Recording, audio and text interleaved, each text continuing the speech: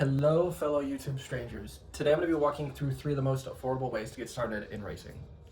Now, if you're like me, then maybe racing is something you've been interested in, but have no idea where to begin.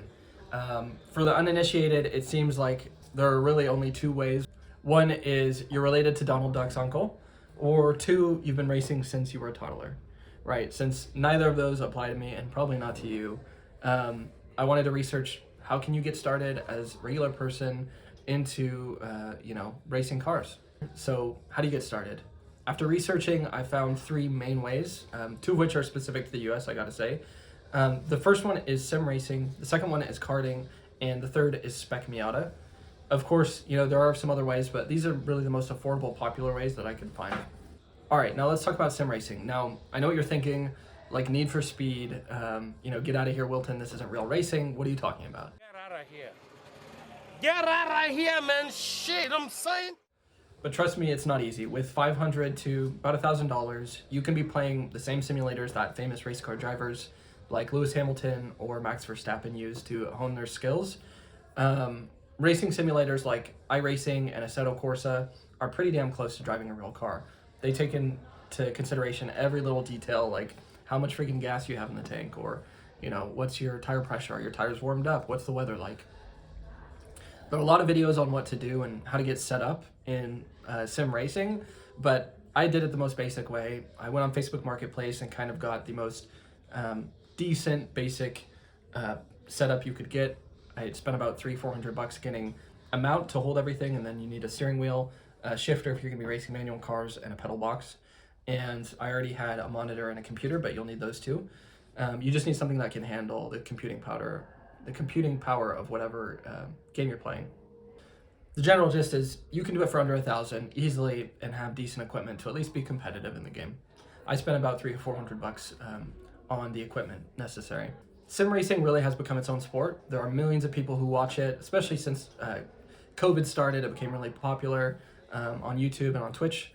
I recently got it set up, so if you want to see me crash into a billion pieces, I'll post one as my next video on how to get started in the basics.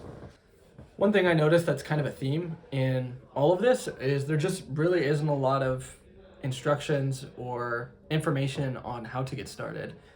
With iRacing, that's what I subscribe to. I paid like $15 a month, and there's no introduction at all. It doesn't tell you how to run the car and how to get faster, which I think is really weird, that they really have like no instructions at all. Of course, there are plenty of YouTube videos, in online forums talking about it, but it just seems crazy that it just doesn't seem very friendly to a novice.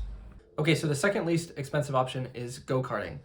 You're probably asking yourself, isn't that for kids, right? Babies, toddlers? The answer to that is absolutely not. Almost every modern race car driver has got their start in karting, and there's a reason for that. It's one of the most pure forms of racing. It's just a couple of pedals, some wheels, an engine, and the track. And it's meant to be very even, right? All the carts are the same, and it comes down to how good of a driver are you? And one of the most affordable adult go-karting experiences you can do is a class called LO206. That's the name of the motor that everybody has to have. And it's becoming really popular. You should look in your state to see if there is racing near you. But this is one of the most common and popular ways to get into go-karting, and absolutely is not just for kids. So the cost for this can range from anywhere from $1,500 to $2,000 for a used cart, up to $6 to $7 grand for a completely built out new one. You'll need to factor, how are you going to get it to the track, and how much am I going to be paying in gas, and I need a helmet, but still pretty relatively affordable, and these are pretty reliable carts that you can race. So the last one is also the most expensive one on our list, spec Miata, but it's also the most high speed, enough to say almost that you're a real race car driver, one that your family can finally be proud of you for, until you tell them you're racing a Mazda. Then they might change their mind. But this is not dissimilar to karting in that it's meant to be very level playing field. All the cars are supposed to be the same, and it's supposed to be down really to how good of a driver you are. Spec Miata is perfect for that because they're very lightweight, not super powerful cars, so you really have to rely on your skills to get to the end here.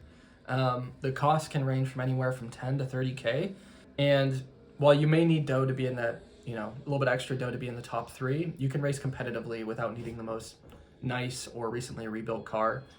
Probably for 10 to 20K, you can get a decent car. So just a heads up, in my research for this, it was extremely unclear of what I needed to do. Maybe I'm just stupid, but when you go on these websites trying to find out more about Spec Miata, how to get involved casually, right? How to actually get started, it was very confusing. So I'll do my best to explain it, but if I missed anything, certainly let me know. I could be wrong on a couple of points, but this is what I found so far.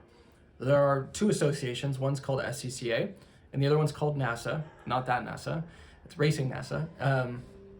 And for NASA, it's a little bit easier to get started in Spec Miata. Essentially, you need a car that adheres to the rule book, Spec Miata rule book, right? It needs the right suspension, tires. You can buy one that's already ready to go.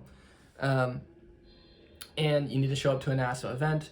You'll be assigned to a specific instructor, and then they'll walk you through, how to get faster, how to race, and how to be safe on the track. And then over time, as you gain more experience, then you'll get your actual full license to race without any assistance. The second one is SCCA. So to get started in Spec Miata with SCCA, you need to have a novice permit. And to get that, you have to do an instruction at a race course or race school that offers courses on how to get your license. I did this last year with Fastlane Racing School in Willow Springs. Can't recommend them enough. It was awesome going out there. And essentially what they do is they bring you into a classroom, they kind of teach you the basics, make sure you're not going to be a harm to yourself or to others, teach you about the different flags you need to know, and then they quiz you at the end, after you've spent a day of racing around the course and you have an instructor hop in with you. Honestly, it's great. I'd recommend it. It costs about $1,500 to $2,000 for a day or two. As far as costs go, I've seen cars go for as little as $8 to $10K, up to $40K. For $15 to $20K, you can get a decently competitive car. You can look at Facebook Marketplace. You can look at Spec Miata Facebook group for sale. That's an awesome resource. I definitely recommend asking questions. There are different Facebook groups for all of these different racing series. Or you can go on Craigslist, of course. Last thing you got to consider, just like karting, is you're going to need to get the car there somehow, unless you're renting it there, which is also an option. You'll need a car or a vehicle that can tow safely and a trailer. So that's up to you. And you'll probably need a racing suit and a helmet and perhaps a Hans device, which prevents you from getting whiplash in the event of a crash. All right, so bonus round. What are some other options if you're not looking to get into that competitive of racing? There's autocross, where you go out to a track, you go around some cones, and you do a time trial essentially and work on your skills by yourself.